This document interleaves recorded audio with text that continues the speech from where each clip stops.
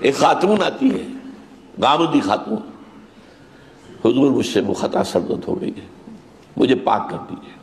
آپ فرماتے شاید کہ تمہیں حمل رہ گیا ہو، کہ یہاں حمل تو ہے، تو جرم تمہارا ہے، اس جان کا کیا جرم ہے، جاؤ وضع حمل کے بعد آنا۔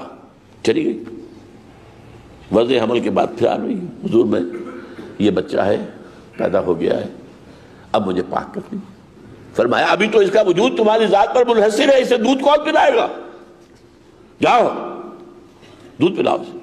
پھر آ جاتی ہے، بچے کے ہاتھ میں روٹی کا ٹکڑا ہے، دیکھیے حضور اب یہ روٹی کھانے کے قابل ہو گیا، تب حضور حکم دیتے ہیں اور وہ عورت رجم کی جاتی ہے۔ یہ مثال کا اثر ہے۔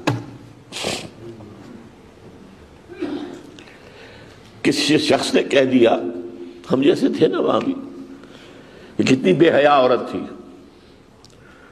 حضور نے فرمایا نہیں، اس نے وہ توبہ کی ہے کہ اگر مدینے کے رہنے والے سب لوگوں میں تقسیم کر دی جائے، سب کی نجات کا ذریعہ بن جائے گی۔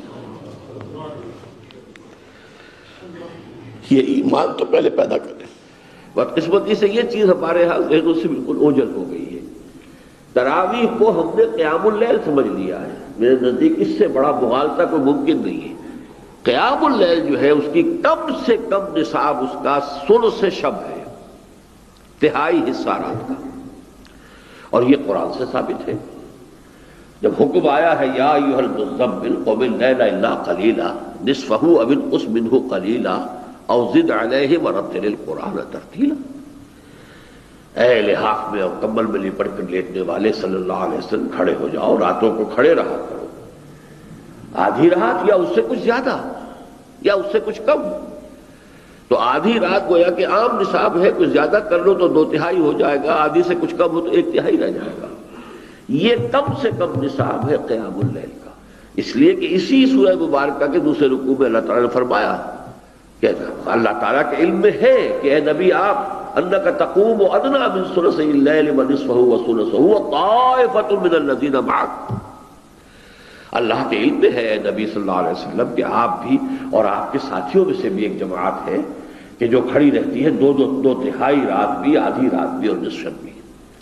تو یہ ہے قیام اللیل کا کم سے کم جو نصاب ہے وہ ثلث اللیل ہے۔ کہ حضور نے فرمایا لا صلاۃ لمن لم یقرأ بفاتحۃ الکتاب، اس شخص کی کوئی نماز نہیں ہے جس نے کہ سورہ فاتحہ کی تلاوت نہیں کی۔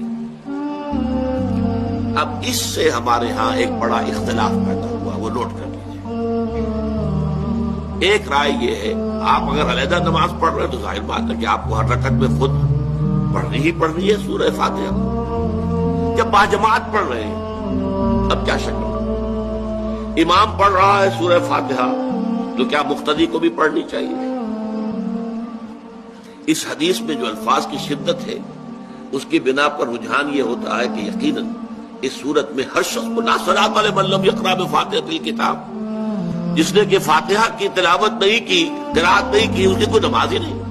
تو چاہے جہری ہو چاہے سری ہو، آپ کو بھی لازماً جو مقتدی ہے اسے بھی سورہ فاتحہ پڑھنی ہوگی۔ ایسی شدید حدیث بھی ہے واللہ لا یؤمن واللہ لا یؤمن واللہ لا یؤمن، خدا کی قسم فلاں شخص مومن نہیں ہے، خدا کی قسم وہ مومن نہیں ہے، خدا کی قسم وہ مومن نہیں ہے۔ صحابہ کام گئے، لرز گئے، پوچھا من یا رسول اللہ، حضور کس کے بارے میں ارشاد فرما رہے ہیں؟ جواب سنیے، غور سے سنیے۔ فلاں شخص الذی لا یامن جوارہ بوائقہ، وہ شخص کے جس کی ایذا رسانی سے اس کا پڑوسی چین میں نہیں ہے۔ کسی گناہ کبیرہ کا ذکر یہاں نہیں ہوا، زنا کا نہیں ہے، چوری کا نہیں ہے، ڈاکے کا نہیں ہے، شرک کا نہیں ہے، کس چیز کا؟ ایک انسان قد خلق ہے، بد خلق ہے، اس کی ایذا رسانی ہے، پڑوسی کو تنگ کرتا ہے، پریشان کیے رکھتا ہے، پڑوسی خائف رہتا ہے، پتہ نہیں کس وقت کیا گزرے گی، تو وہ شخص مومن نہیں ہے، نہیں ہے، نہیں ہے، خدا کی قسم مومن نہیں ہے، خدا کی قسم مومن نہیں ہے، خدا کی قسم مومن نہیں ہے۔ ایک حدیث تو پڑھ کر میں بھی چونکا، یہ اصل میں اسلوب ہے بیان کا، بتانے کے لیے کہ تمہارے دلوں کے اندر مایوسی کا غلبہ نہ ہو جائے. مایوس اصل میں جو ہے مایوسی یہ ابلیسیت ہے، نوٹ کر لیجیے اس کو. مایوسی ابلیسیت کی کا عکس ہے. مبلس کہتے کسے؟ جو مایوس ہو گیا. ابلیس سب سے بڑھ کر مایوس جو ہے وہ ابلیس ہے. اسے معلوم میرا چھٹکارا تو نہیں ہے، لہذا میں جتنوں کو اپنے ساتھ لے کر جہنم میں جھونک دوں، یہی میری کمائی ہے، میں نے تو بچنا نہیں. تو ابلیس کہتی ہے اس کو جو انتہائی مایوس مبلس، جو رحمت خدا بندی سے مایوس ہو چکا. اب اس کو دور کرنے کے لیے حدیث سنیے، اور یہ حدیث مسلم شریف کی ہے صحیحین کے اندر حضرت ابو ہریرہ سے. حضور فرماتے ہیں والذی نفسی بیدہ،